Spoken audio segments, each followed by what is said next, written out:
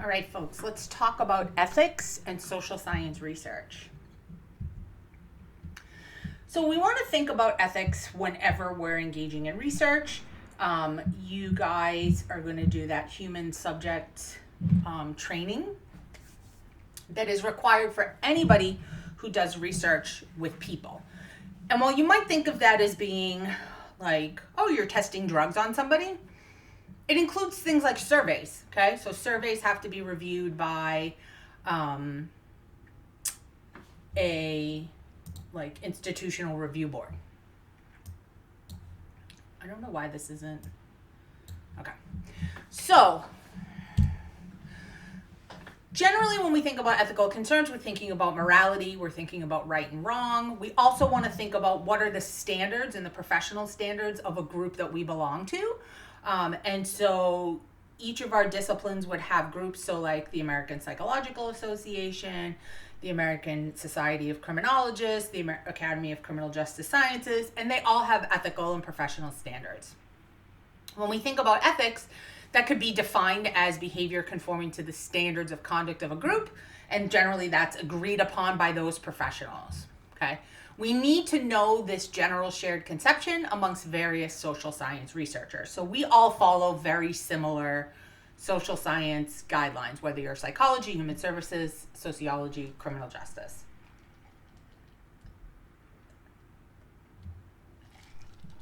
So one thing we have to think about is we don't want any harm to come to participants in our studies.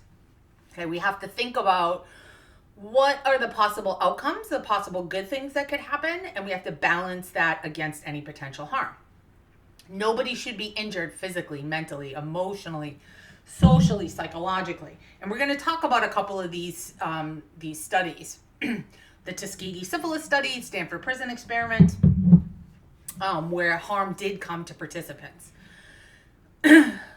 We have to think about all the potential harms. And when you're applying for approval from an institutional review board, it's going to ask you to discuss in your application both the benefits and the potential harms. So, for instance, if we were interviewing people who are actively engaged in criminal behavior, that poses a possibility of violence against them. We want to think about psychological harms, right? When we do surveys and we're asking people about their experiences as victims of violence, that can bring up unpleasant, traumatic experiences. Depending on where someone is in their healing process, that could be more traumatic for them. Sometimes the potential harms are small and the benefits outweigh them. But in all of these cases, we want to gain what's called informed consent. Okay, this is the idea where subjects decide to participate voluntarily based on an understanding of the potential risks.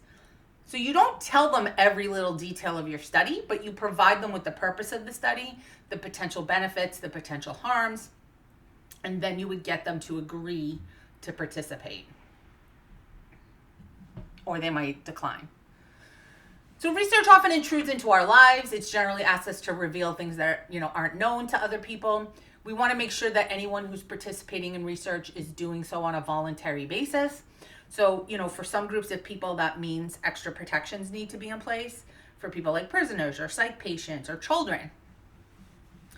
Now, if not everybody in a random sample participates or not everybody in a group participates, that can mean our results are not generalizable. It can mean they don't apply to the whole group.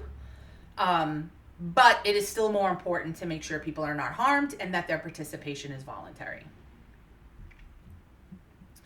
Other things to think about in terms of our studies and our research is anonymity and confidentiality. And these sound similar, but they're different. And they're not always guaranteed. They might not be guaranteed at all. So anonymity means I can't look at information in my data set and say, oh, this belongs to Sally Smith. Okay? So I have a massive crime data set. It's all the statutory rapes that occurred that were reported to the police for the states that participate in NIBRS over a 5-year period. Okay, it has a lot of information in there, like age of the victim, age of the offender, race, city and town they live in. Okay, but their names are not on there. I would have to do a lot of serious digging to find out who they are. Okay. So anonymity means the researcher cannot identify who the information belongs to, right? So if I gave you guys a survey in class If I had you fill it out in some way where I don't know your handwriting or it's done digitally and your names are not attached to it, that's anonymous. Okay? Confidential means I might be able to know who your information belongs to, but I've promised not to share it, and I've promised not to share it publicly. So maybe I'm doing interviews, face-to-face interviews with you guys, right? Obviously, I know who you are, and I would know what information belongs to you. But confidentiality means I've promised you that I won't reveal it to anybody. Okay, so confidentiality is like what you have with your doctor, what you might have with your therapist, what you would have with an attorney. So what are some ways we can do this? Sometimes we still want to be able to tie results like pre and post tests. So we can do that with like an identifying number. We can, ensure people, and in that informed consent piece too, you would tell them if it's anonymous, if it's confidential. You might also tell them how their information will be stored as well. Now, generally, it's considered inappropriate and unethical to deceive your research subjects, although it happens a lot. But sometimes we might need to, okay? And this is another reason why, like sometimes we don't tell people the whole true nature of what we're trying to study, right? Because it would change how they react. It would change their answers. Sometimes we want to identify ourselves as a researcher. Sometimes we do not. So when we're deceiving our research subjects, we have to justify that by some sort of compelling scientific concern, okay?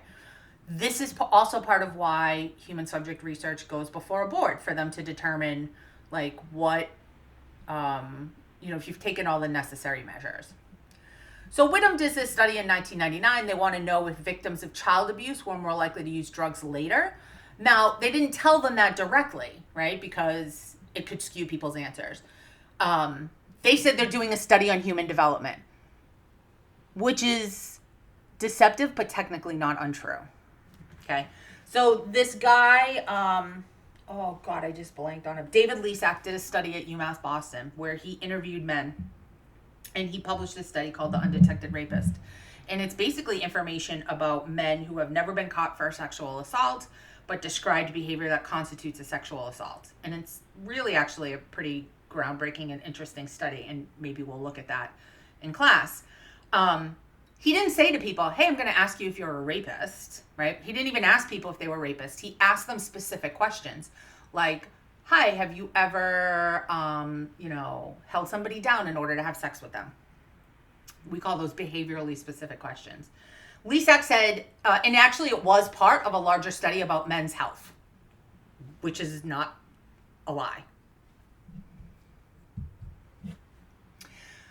Okay, we also have obligations to our scientific community. Say I do a study, I don't get to pick and choose what I'm going to report when I write this study up, right? I have to make known what are the shortcomings in my data, where things might have gone wrong. I need to disclose negative findings, right? So like if I don't find a relationship, that is also important.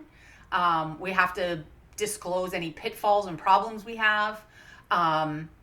It's just as important to know that two things are not related as it is to knowing that they are related. We also want to think about legal liability we might expose ourselves to.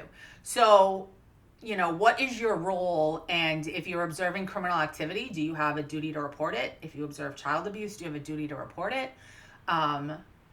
Could your behavior be seen as obstruction of justice or an accessory to a crime in some states? What if you're doing participant observation? So you're watching people, but you're not engaged in their behavior and you witness something problematic. Now, if you get subpoenaed into court, that would violate any confidentiality or anonymity you might have promised somebody. So there is some legal immunity under U.S. Code. Information is not supposed to be used as evidence without permission, and confidential information is supposed to be protected. But this is another reason why we have institutional review boards. We want to make sure you're not in a position where you're, seeing something and potentially getting yourselves in some sort of legal trouble. So here's the thing you guys probably haven't thought about before. I'm sorry, I'm writing myself a note to pull up that undetected rapist study for you guys. And in that study, for instance, they're not allowed to tell the participants, hey, that thing you just disclosed to me, that's sexual assault, you're a rapist. okay? Because that's a thing that does harm to a person, to a participant, okay?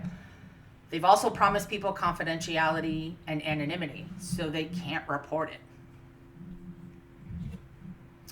Okay, we can also come across some unique things. Maybe you're doing an assessment of a program. Maybe it's an early intervention program for children, and you're aware that the staff are misbehaving, right? Maybe they're breaking the law, but you've promised someone confidentiality, right? What if we're doing some kind of criminal intervention and you have stopped crime from occurring in one neighborhood, but it's pushed it to another one? It's been displaced. What happens when we're doing research where we're offering some sort of treatment, whether that's medicine, therapy, some sort of after school program, and some people are denied access to that treatment, okay? We also might be in a position where we're considered a mandatory reporter, right? And so that's part of the Federal Child Abuse Prevention and Treatment Act of 1974. I would bet the overwhelming majority of you know about this. Many of you have worked with kids and we're probably mandatory reporters. Some of you, depending on the role you have on campus, you might be considered a mandatory reporter for clearing purposes. So how do we make sure, try to get people to like comply with ethical principles? So the National Research Act of 1974 comes in after there's some highly publicized research studies that are problematic, okay? That's part of where we get the human subject training from. 1979, the Belmont Report is brief, but it's a comprehensive set of ethical principles for protecting human subjects. Okay, this is talked about in that human subject training. One is respect for people. We want participants to be able to decide about participating. So even when you've been given a survey in a class and, you're not required usually to participate in that, right? You can refuse that. That should be in the informed consent. Beneficence, we want to do no harm and produce benefits. And justice, benefits and burdens should be equally distributed. And here you can see a whole bunch of different professional organizations, and this will bring you to their different codes, right? So APA would apply to psychology. ASC is the American Society of Criminology. ACJS is the Academy of Criminal Justice Sciences. We have one for Human Services. We also have the Office for Human Research. So as I mentioned, if you're doing research with human subjects, so that includes things like surveys, you have to go before an institutional review board. Every college has an institutional review board. Lots of other agencies have IRBs, okay? So we have an IRB here at Fisher. I've been on it a couple times. I've submitted to it many times. I had to submit to the one at UMass Lowell for my dissertation. And it's a panel of faculty, okay? And they rotate like every 2 years. And they review all research proposals involving human subjects so they can guarantee that rights and interests will be protected. Now, their job is not to be like, this is a well-designed research project. It's to make sure human subjects are protected, okay? They make judgments about the risks to human subjects and how acceptable they are. Okay, and then they would provide approval or they would reject approval. And I can show you in class what that looks like because I have a few. Anything involving human subjects is usually subject to IRB review. There are some exceptions. Say we're going to do a survey in class just for the purposes of like, hey, we want to have this information so that when we talk about surveys, we talk about research, we can refer to some data that means something to us. That's for an educational purpose. That doesn't have to go before an IRB, okay? If you're collecting anonymous information only, unless you have a special population, that would be children. It would be people who can't consent. So prisoners, lots of extra protections are in place for those groups. Routinely collected government data also does not have to go before the IRB. Now, some universities will have you send that to their IRB for what's called expedited review, which means it doesn't get a full review. They just make sure that indeed you're only using that kind of data. This happened to me for my dissertation. I used data that already existed and is freely and publicly available on the internet, so I had an expedited review. I've also done research here where I've done actual surveys, and that goes through a full review. So, as I mentioned, we have informed consent, right? And then we have special populations. These are groups of people who have extra protections in place for them, right? So, juveniles, minors, prisoners, people that are in a, psychiatric facility. There's extra protections in place for them. And even data that's already been collected on them has extra protections. So there's a website called the ICPSR, which is more applicable to my CJ friends than the rest of you. But there is data on there that the rest of you would be interested in. It's the International Consortium for Political and Scientific Research, something like that. Okay.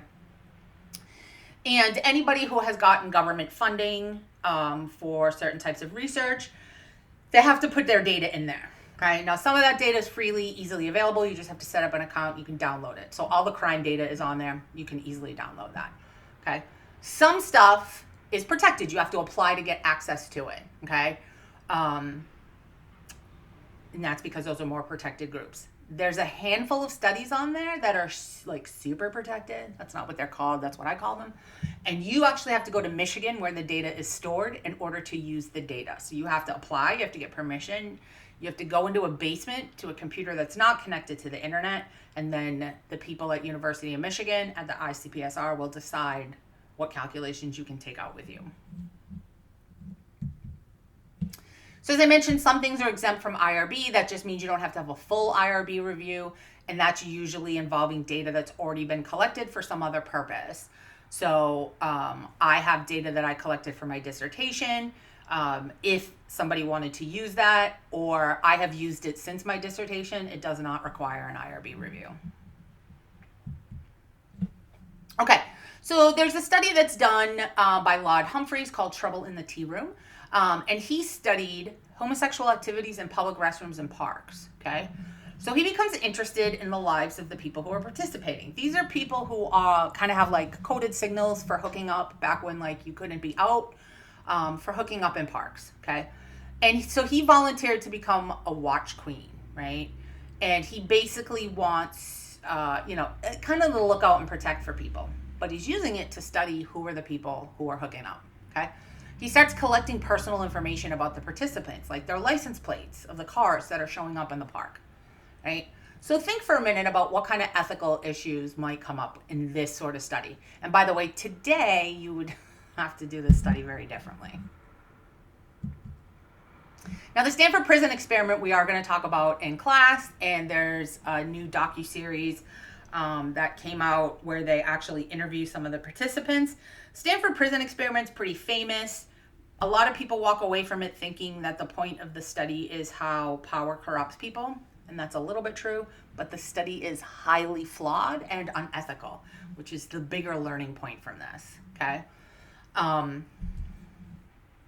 So basically, Zimbardo is the third author on this, but he's the guy who's known for it. They simulate a prison situation. They have to cut it short early. It goes awry pretty quickly. And it's a hot mess. So basically they construct a prison in the basement of the psychology building. They get 24 healthy, psychologically normal subjects. They're offered $15 a day to participate. This is back in the 70s, so while that's still not a ton of money, it's more than it is today. And they're asked to sign a contract that they'll be confined, put under surveillance, and have their civil rights suspended, but they wouldn't be subject to physical abuse. After 6 days, they plan to do it for 2 weeks, but after 6 days, they have to cut it short. The subjects were showing unexpectedly intense reactions. 5 had to be released. The guards became aggressive. Prisoners became passive. Now, we have since learned that Zimbardo probably stoked the fires on this, and he kind of participated in his experiment, which throws it off as well. Also, a thing of note, this is done with college students, and no shade to you guys, my friends, my college students, but college students are generally, they're studied a lot because you guys are a convenient sample, right? Like, a lot of psychology departments, sociology departments will tell people they have to do it as part of a class, and if they don't participate in a study, then they do like some other kind of project instead. Okay? But here's the thing. If I'm trying to study a group of people, I want to know something about them. I have to study a sample of those people, right? So say I want to know how juries deliberate.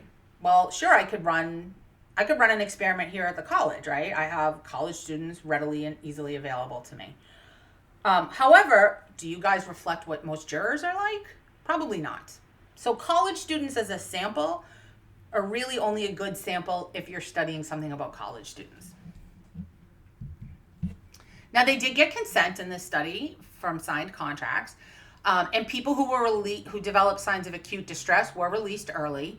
And like I said, the study was terminated prematurely. They were given debriefing sessions, which is pretty common in human subject research. Once you've done the research, you usually let the people know what you were actually doing. There's also obviously political concerns, and you guys might be aware of this given that, COVID was only a few years ago, but you might have been just too young during that time, right? Where you would think research on something like a vaccine when people are dying would not be political, but it is political, okay? There's a lot of people, a lot of agencies, organizations that'll fund research, but they often have agendas. So there was some research here, or some money available here put up by these brothers. Sorry, it wasn't available specifically to the college. It was available to the public to apply for, researchers. And someone in the college had been like, oh, we should apply for some of this grant money. And I had to explain who those people were and why it would not be good to take their money, okay? So a lot of times these political issues are focusing on, what's the use of this research?